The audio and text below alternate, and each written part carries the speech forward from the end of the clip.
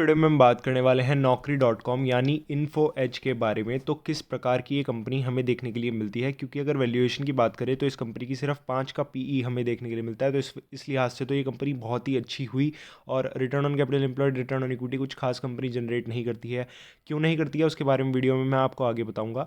Company का हमें क्या बिजनेस मॉडल देखने के लिए मिल जाता है और क्यों इतना ज़्यादा स्टॉक गिर चुका है और कब ये स्टॉक आपको दोबारा से अपने ऑल टाइम हाई को टच करता हुआ देखने के लिए मिलेगा, और क्या इस कंपनी में हमें इन्वेस्ट करते हुए चलना भी चाहिए या फिर नहीं लॉन्ग टर्म के लिए। सभी कुछ इस वीडियो में मैं आपको लॉजिकली समझाऊंगा, तो इस वीडियो को आप पूरा देखिएगा। अगर बात करें कंपनी के प्राइमरीली बिजनेस की, तो कंपनी का प्राइमरी बिजनेस हमें देखने के लिए मिल जाता है Naukri.com, जो कि ऑनलाइन रिक्रूटमेंट की एक वेबसाइट है, ऑनलाइन बिजनेस है कंपनी का। नेक्स्ट 99 एकड़, और थर्ड आपको जीवनसाथी.com देखने के लिए मिल जाता है, फिर शिक्षा.com। इन सभी आपको फील्ड्स में फिलहाल कंपनी की कंपटीशन देखने के लिए मिलता है। प्राइमरी बिजनेस से कुछ ऐसा खास प्रॉफिट अभी आता हुआ देखने के लिए नहीं मिलता। बाकी प्राइमरी बिजनेस भी कंपनी का अच्छा है, लेकिन जो मेन अभी कंपनी का बिजनेस है जिसके दम पर स्टॉक आपको इतना ऊपर जाता हुआ देखने के लिए मिला था, उसके बारे में बात कर लेते हैं। कि कंपनी एक आपको इन्वेस्टर देखने के लिए मिल जाती है, फिनटेक इन्वेस्टर, जो कि स्टार्टअप्स में इन्वेस्ट करती है, जो कि आपको ग्रोइंग देखने के लिए मिलते हैं। तो जैसे अभी कंपनी ने जोमेटो में इन्वेस्ट किया था, पीवी फिनटेक में इन्वेस्ट किया था, तो जिस तरीके से उनकी हमें बम्पर एक आईपीओ ओपनिंग देखने के लिए मिली थी, क्योंकि लिक्विडिटी मार्केट्स में बहुत ज़्यादा थी, जहाँ पर मार्केट्स में एक दिग्गज कंपनी, ब्लू चिप कंपनी, अगर एक छोटा सा भी आपको मार्जिन में उसके प्रेशर आ जाता है या फिर उसके प्रॉफिट्स में कमी आ जाती है, तो मार्केट उन्हें इतनी बुरी तरीके से गिराता है। तो वो कंपनीज जो आपको नेट नेट लॉस बनाकर दे रही हैं, उन कंपनीज को मार्केट कैसे वैल्यूएशन देगा, इस चीज़ को आपको समझना चाहिए। इसीलिए आईपीओ के ऊपर कभी मैंने आज तक वीडियो नहीं बनाई है। काफ़ी लोग आईपीओ को लेकर बहुत ज़्यादा एक्साइटेड रहते हैं, क्योंकि आईपीओ आते ही तब हैं जब बुल मार्केट होता है। अभी कोई आईपीओ आपको क्यों आता हुआ नहीं देखने के लिए मिल रहा, क्योंकि मार्केट में लिक्विडिटी ही नहीं है, फियर का माहौल है। जब दोबारा से थोड़ा सा बुल रन आएगा और लोग पैसा इन्वेस्ट करना चाहेंगे ग्रीड में, क्योंकि सभी इन्वेस्ट करना चाहते हैं, तो दोबारा से आपको सभी आईपीओ आते हुए देखने के लिए मिलेंगे। अगर आप सर्च करेंगे ऑनलाइन डेटा 2017, 18, 19, 20 में जितने भी आपको आईपीओ लिस्ट होते हुए देखने के लिए मिलते हैं, उसमें से 70 to 80% आईपीओ या तो डिलिस्ट हो चुके हैं या फिर उनकी वैल्यूएशन आप देख सकते हैं किस प्रकार की है। अब आपको इन स्टार्टअप्स में क्या देखने के लिए मिलता है, जैसे जोमेटो है, तो ये कैश बर्न कर रहा है, यानी जितना भी ये पैसा उठाता है मार्केट से, वो सारा ये आपको मार्केटिंग में लगाता हुआ देखने के लिए मिलता है, अपने कस्टमर एक्वायर करता हुआ देखने के लिए मिलता है। और कंपनी बोलती है कि बाद में जाकर हम थोड़ा थोड़ा जो है प्रॉफिट, मान लीजिए हमने 1 करोड़ कस्टमर का बेस बना लिया, और हम पर कस्टमर अगर 5 रुपये, 10 रुपये, 20 रुपये, या फिर एक हाइपोथेटिकली बता रहा हूँ 100 रुपये हम कमाने लगेंगे, तो हमारा 100 करोड़ का इस तरीके से प्रॉफिट होगा, एक्सेट्रा एक्सेट्रा। तो इन कंपनीज़ की वैल्यूएशन अभी लगाना ऑफलाइन मार्केट में ही टफ है, तो एक शेयर मार्केट तो कैसे ही इन कंपनीज़ की वैल्यूएशन लगाएगा। जैसे आप पेटीएम देख सकते हैं, पीवी फिनटेक देख सकते हैं, जोमेटो देख सकते हैं, ज़्यादा कुछ इन कंपनीज़ के बारे में कहने की ज़रूरत नहीं है। तो एक लॉजिक आपको अप्लाई करना होता है। जब ब्लू चिप और दिग्गज दिग्गज कंपनी जो 15-15, 20-20 सालों से बढ़िया बढ़िया रिटर्न्स प्रोवाइड कर रही हैं, वो भी अगर एक क्वार्टर ख़राब दे देती है, तो मार्केट्स किस तरीके से उन्हें गिराता है। तो इन कंपनीज़ को तो मार्केट ऑब्वियसली आपको गिराता हुआ देखने के लिए मिलेगा ही। अब वो बात अलग है 10 साल बाद इन कंपनीज़ के साथ क्या हो जाए, ये कंपनीज़ 10-10 हज़ार करोड़ के प्रॉफिट एक क्वार्टर में निकालने लगे, पर मार्केट आज के आधार पर बात करता है और थोड़ी बहुत फ्यूचर वैल्यूएशन लगाता है, जिस वजह से इन स्टॉक्स में आपको लेवल्स देखने के लिए मिलते हैं। राकेश झुनझुनवाला जी का अगर आपने इंटरव्यू भी देखा हो, उन्होंने कहा था 1.5 लाख करोड़ का जोमेटो का आपको आईपीओ लिस्ट होता हुआ देखने के लिए मिलता है। अभी मैं सबको बोल रहा हूँ कि बेचो बेचो, ऐसे ही पहले हुआ था, मैंने बोला बेचो बेचो, तो लोग बोलते हैं अरे पागल है क्या, अभी तो और बढ़ेगा। तो इसलिए लोगों को एडवाइस नहीं देनी चाहिए जब बेचने का टाइम, उन्हें मतलब लॉजिकल चीज़ें समझ में नहीं आती है। जो भी न्यूज़ होता है, हॉट टॉपिक होता है, वो उसी को सब कुछ मानकर उसमें इन्वेस्ट करते हैं कि फोमो हो जाएगा, पता नहीं अगर मैं इसमें इन्वेस्ट नहीं करूँगा तो मेरा कितना बड़ा लॉस हो जाएगा, मैं कितने गुना रिटर्न जो है वो गवा दूंगा। तो ये जस्ट एक एजुकेशनल पॉइंट ऑफ व्यू से मैंने आप सभी को कहा, किसी को भी मैं टारगेट यहाँ पर नहीं करना चाहता हूँ।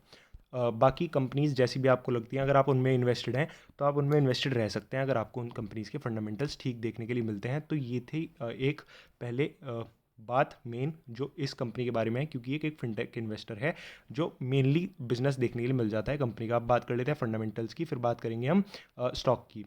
मार्केट कैपिटलाइजेशन कंपनी का 61 हज़ार करोड़ का देखने के लिए मिलता है। मैं ये नहीं कह रहा हूँ कि स्टार्टअप्स में इन्वेस्ट करना बेकार है और वहाँ से कोई भी रिटर्न नहीं मिलता है, बट ये कंपनी स्टार्टिंग में कैश बर्न करती हैं। और मान लीजिए यहाँ से अगर इन्फो एज ने ऑफलाइन मार्केट में इसे खरीदा था, और जब ये आपको शेयर मार्केट में उतरते हुए देखने के लिए मिलेंगे और इनकी वैल्यूएशन काफ़ी अच्छी होगी, और वहाँ पर अगर आपको इन्फो एज प्रॉफिट बुक करता हुआ देखने के लिए मिलता है, तो ऑब्वियसली इन्फो एज को प्रॉफिट होगा। मैं ये नहीं बोल रहा हूँ, बट मैं बोल रहा हूँ कि स्टार्टअप का कल्चर अभी काफ़ी नया है और स्टार्टिंग में कंपनीज कैश बर्न करती हैं। तो इसलिए आपको थोड़ा सोच समझ कर इन्वेस्ट करना चाहिए। मैं ये बिल्कुल नहीं बोल रहा हूँ कि स्टार्टअप्स में इन्वेस्ट करना बुरा है या ये कंपनीज़ आपको कुछ भी रिटर्न्स नहीं देंगी। इन्फो एज भी अच्छी कंपनी देखने के लिए मिलती है, मैनेजमेंट कंपनी का काफ़ी अच्छा है, ये कंपनी भी आपको फ्यूचर में ग्रो होती हुई देखने के लिए मिल सकती है। बट जो सच है कि ये कंपनीज़ अगर आपको लॉस मेकिंग देखने के लिए मिल रही हैं तो फंडामेंटल्स इनके कहाँ से अच्छे हुए और आपको इन कंपनीज में तभी इन्वेस्ट करना चाहिए जब इन कंपनीज के फंडामेंटल अच्छे हों, चाहे वो तब कंपनी आपको 2 गुना रेट पर मिले। मार्केट कैपिटलाइजेशन की बात करें तो 61,000 करोड़ का देखने के लिए मिलता है। Return on capital employed, return on equity इस कंपनी में और पीई को देखने का कोई भी मतलब नहीं बैठता, क्योंकि ये कंपनी जब प्रॉफिट बुक करेगी तभी इसका आपको बैलेंस शीट में प्रॉफिट दिखेगा। और प्रॉफिट कंपनी कब बुक करेगी वो किसी को नहीं पता, किस ईयर में बुक करेगी, क्योंकि पीई होता है प्राइस अपॉन अर्निंग, अर्निंग होती है जो उस ईयर अर्निंग की होती है, और प्राइस होता है मार्केट कैपिटलाइजेशन। तो ये तीनों ही चीज़ें देखने का इस स्टॉक में कोई मतलब नहीं बैठता। बात करें डेप्ट टू इक्विटी की तो जीरो का हमें देखने के लिए मिलता है, जो कि एक अच्छी बात है। फिर भी मैं एक बार आपको फंडामेंटल्स कंपनी के दिखा देता हूँ। सेल्स आपको वाई एन वाई बेसिस पर बढ़ती हुई देखने के लिए मिल जाती हैं। मार्च 2021 में एक टिप देखने के लिए मिलता है, जस्ट मार्च 2021 बोल रहा हूँ, 2021 के ईयर में एक छोटा सा टिप देखने के लिए मिलता है बस। और प्रॉफिट्स जैसे मैंने आपको बताया कोई लॉजिक यहाँ पर नहीं है प्रॉफिट्स को देखने का। इनको तो आप एक्सक्लूड कर दे, खैर यहाँ से कंपनी फिनटेक इन्वेस्टर बनती हुई देखने के लिए मिलती है, क्योंकि अभी पास्ट ईयर्स में तो ये सभी चीज़ें आप देख सकते हैं। बाकी अब अगर बात करें शेयर होल्डिंग पैटर्न की, तो प्रोमोटर की 40% होल्डिंग है ऑलमोस्ट, फिर एफआईआई की 40% होल्डिंग है ऑलमोस्ट, 15% डीआईआई के पास टेक है और 10% पब्लिक के पास। तो ये अच्छी बात है कि 90% कंपनी का जो है आपको स्ट्रॉन्ग हैंड्स में देखने के लिए मिल जाता है। तो स्टॉक यहाँ से ऊपर जा रहा था क्योंकि आपको जोमेटो लिस्ट होता हुआ देखने के लिए मिल रहा था, पीबी फिनटेक लिस्ट होता हुआ देखने के लिए मिल रहा था, तो ऑब्वियसली ये कंपनी उन कंपनीज में इन्वेस्टर है तो आपको बढ़ती हुई देखने के लिए मिल रही थी। फिर उन सभी स्टॉक्स में आपको गिरावट देखने के लिए मिली, जिस वजह से इन्फो एज का स्टॉक भी आपको प्रेशर में देखने के लिए मिला। अब इस चीज़ को आप समझने की कोशिश कीजिएगा। Naukri.com इन्फोएज का मैनेजमेंट काफ़ी अच्छा है, कंपनी आपको अच्छी देखने के लिए मिलती है। स्टार्टअप्स में इन्वेस्ट करके हज़ार हज़ार गुना तक भी ये कंपनीज अपना पैसा कर सकती हैं, बट इस कंपनी को आप फिर तभी पैसा दें, फिनटेक इन्वेस्टर समझकर ही पैसा दें कि ये कंपनी आपके पैसे को आगे किसी कंपनी में इन्वेस्ट करेगी और वो कंपनी आने वाले 5 7 10 सालों में जब भी बड़ी बनेगी वो कंपनी आपको अच्छा रिटर्न देगी, जिस वजह से Naukri.com का शेयर प्राइस ऊपर जाता हुआ देखने के लिए मिलेगा और तब आपको प्रॉफिट होगा। शॉर्ट टर्म के लिए या फिर 3 सालों के लिए भी इस कंपनी में आप इन्वेस्ट ना करें। ऑलमोस्ट अगर 5 साल का आपका विजन है तो आप इस कंपनी में इन्वेस्ट कर सकते हैं। मैं अगेन आपको बता देता हूँ, मैं किसी के कंपनी के भी मैं उन कंपनीज़ के मैनेजमेंट्स को टारगेट नहीं कर रहा हूँ और स्टार्टअप इन्वेस्टिंग को भी टारगेट नहीं कर रहा हूँ। स्टार्टअप्स आपको यूनिकॉर्न भी बनते हुए देखने के लिए मिलेंगे बहुत सारे, और बहुत सारे आपको काफ़ी अच्छे प्रॉफिट्स भी देते हुए देखने के लिए मिलेंगे। बट ये शेयर मार्केट है, अगर यहाँ पर आपकी कंपनी लिस्टेड है और आपने एक भी क्वार्टर ख़राब दिया, ईयर तो छोड़िए, तो स्टॉक की बहुत ज़्यादा यहाँ पर पिटाई होती है। तो इन सभी चीज़ों को आपको ध्यान में रखना चाहिए और ये लॉजिकल चीज़ें हैं, आप सभी को भी समझ में आती हैं। जो लोग 6 7 एक महीने से या फिर 1 साल से मार्केट्स में हैं, उन्हें अभी तक इन चीज़ें पता चल चुकी होंगी। तो स्टार्टअप्स में इन्वेस्ट करने से आपका पैसा 1000 गुना भी बहुत कम टाइम में हो सकता है, लेकिन ये होने की प्रोबेबिलिटी 1% की है और पैसा 99% साफ होने की प्रोबेबिलिटी ज़्यादा है। अगर कोई कंपनी 100 स्टार्टअप्स में इन्वेस्ट करेगी तो हो सकता है 5 7 या 10 स्टार्टअप्स ही उन्हें रिटर्न दें, वो भी 100x 1000x ही देंगे अगर अच्छे रिटर्न देंगे तो, वरना वो कैश बर्न करके कंपनीज खत्म होती हुई देखने के लिए मिलेंगी। जैसे पेटीएम के ऊपर मैंने आप सभी के लिए वीडियो बना कर दी थी, स्टीव ग्रोवर का ट्वीट भी दिखाया था कि इतना कंपनी पेटीएम ने जो है $5 बिलियन कुछ इतना ही कंपनी ने रेज़ कर लिया है और आज कंपनी की वैल्यूएशन $7 बिलियन है। तो कहाँ से ये कंपनी आपको अच्छी देखने के लिए मिलती है, और अभी भी प्रॉफिटेबिलिटी का दूर से दूर तक कोई बिजनेस मॉडल देखने के लिए नहीं मिलता।